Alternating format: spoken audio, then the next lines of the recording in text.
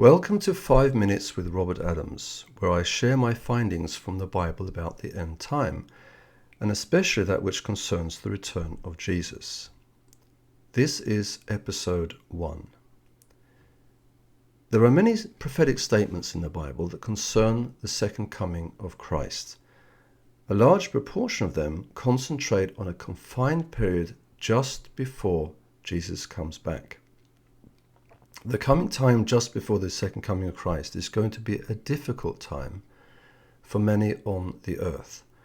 The last book of the Bible, the Revelation, speaks of the hour of trial that is going to come upon the whole world to test those who live on the earth. The book of Revelation says that this coming time will involve every nation, tribe, people, and language, and it calls this time the Great Tribulation. The term tribulation originally meant pressure in the Greek language of the New Testament. It describes the pressure of circumstances, especially during persecution.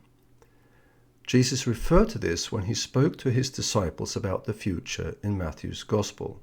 He said, "They will deliver you up to tribulation." He also said his disciples will be hated by all nations for his name's sake.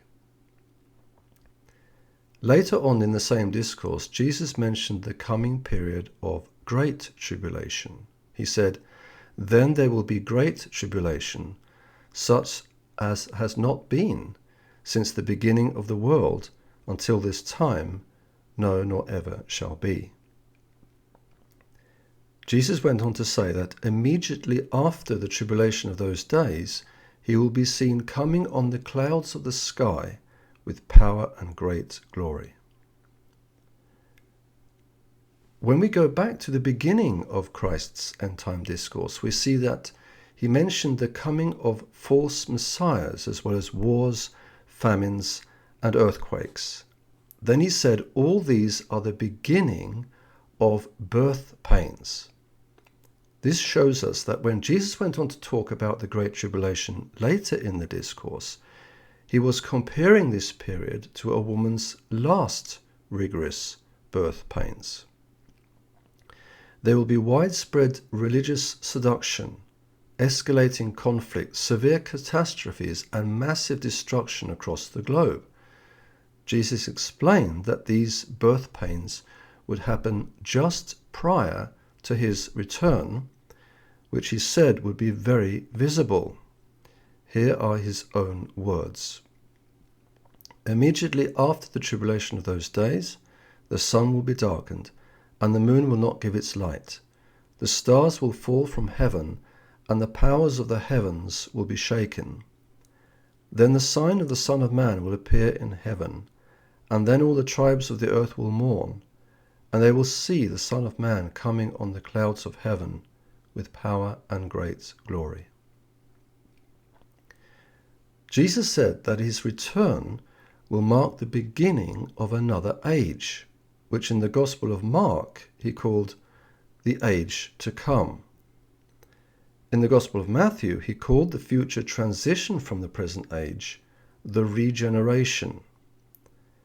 The rebirth of the world will come right after the Great Tribulation, which is the time of the last birth pains.